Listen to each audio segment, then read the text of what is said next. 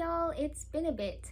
Yeah, so the seasons greatly affect my level of motivation to do things, and I've just had some stuff going on. So I kind of gave up on doing like a seasonal or end of the year wrap up video, but I am moving forward, and today I'm going to talk about my most anticipated book releases of 2025. The first book I'm looking forward to coming out this year is Gifted and Talented by Olivia Blake, which is supposed to come out on April 1st. Olivia Blake is one of my favorite authors, and I really love the way that she writes tension and develops her characters, and I feel like those strengths are really going to shine in this book. This book is about three siblings whose father was the CEO of some huge magitech company, and when he dies, they have to see which one of them will inherit the throne.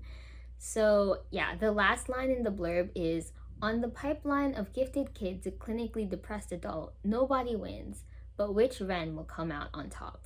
And that really sells it for me, even if I didn't already love Olivia Blake. Yeah, so I'm really excited, and I know my sister plans to read it too, so that'll be nice to talk to her about. The next book I have is also supposed to come out in April. I actually put this in my most anticipated books for fall of 2024 because I was looking at the publication date on Goodreads, but then I went to pre-order it and I realized the date on Goodreads was wrong. So now I know when you're looking at release dates, look at like an actual online store where you can pre-order it. But anyway, the book I'm talking about is Night Eaters Volume 3, Their Kingdom Come, and it's supposed to come out April 15th. This is the conclusion to a horror graphic novel trilogy about a Chinese American family where their parents have kind of been keeping some dark secrets from their children, and their two children are these twins who run a restaurant together. It's been really interesting learning about the world and everything their parents were involved in, and the art is like really beautiful and haunting, and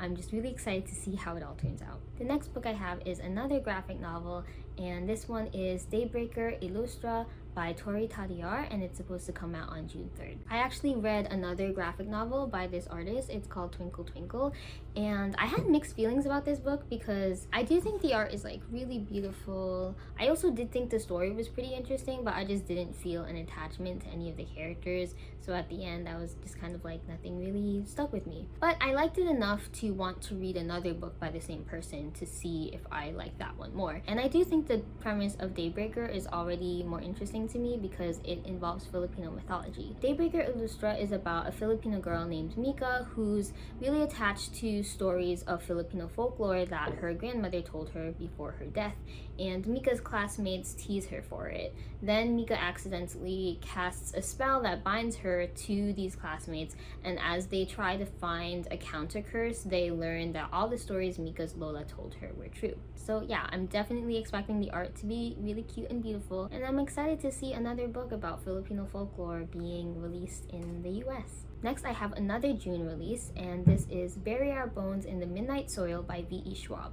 which is supposed to come out on June 10th. I've actually never finished a V.E. Schwab book despite hearing such good things, and I figured it's finally time for me to read one. This one is about three women from different centuries who are all vampires. There's not much in the book description besides that, but I kind of have a past of reading trashy vampire books, so I'd like to read one that's like actually legitimately good. The next book on my list is Once a Villain by Vanessa Len, which is coming out on August 19th. This is the third book of a YA fantasy trilogy. The other two books are Only a Monster and Never the Hero, and this trilogy is about a girl who finds out that her family has the power to travel through time by stealing years from people's life. People with this ability are called monsters, and there's also a guy called the hero whose job is to hunt down these monsters. After finding out about this power in the first book, Joan then uses it to try to save her family, and I liked the first book, but then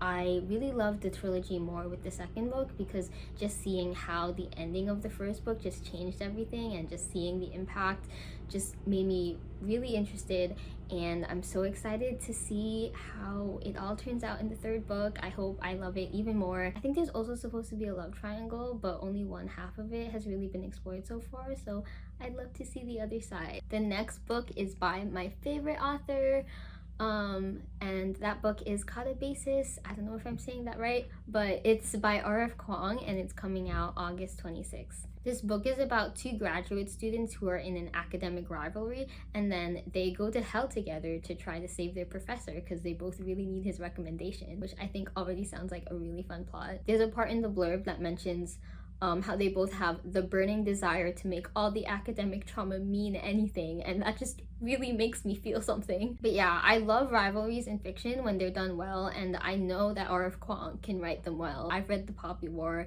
and I love how she wrote Neza and Rin, so I'm excited to see another pair of rivals written by her, and hopefully they become friends and possibly more.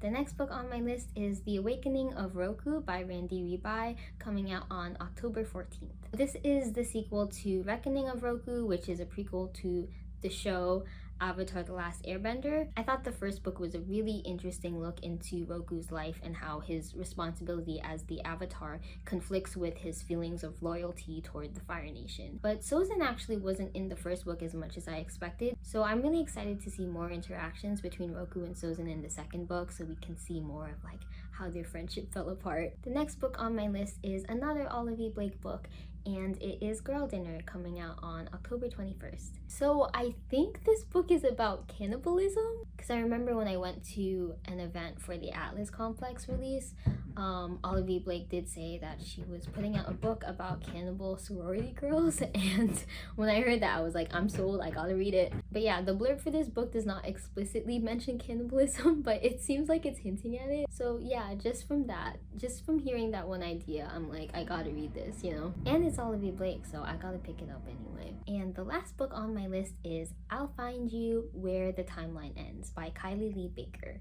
and that comes out on November 18th. This is a YA romantasy book, and honestly I kind of have mixed feelings about romantasy because I feel like a lot of the time, like if there's a high stakes fantasy story, I get kind of annoyed when people are spending too much time on the romance. I'm like, you have more important things to worry about right now. So I generally prefer books that are marketed more as a fantasy and just happen to have a romantic subplot. But I did finish a duology by this author and I really loved it. It was The Scarlet Alchemist and The Blood Orchid, and those books were so amazing and I really recommend them. I don't expect this book to give me the same feeling as those books because I feel like those were probably like more dark and suspenseful, but I still want to read more by the same author, and the premise for this book reminds me of Only a Monster, so it'll be nice to read this one after and to get into another time travel story. So yeah, if you can't guess from the title, I'll Find You Where the Timeline Ends is about time travel. It's about a girl with the ability to travel through time, and she spent her life training to be part of this organization that is dedicated to protecting the timeline,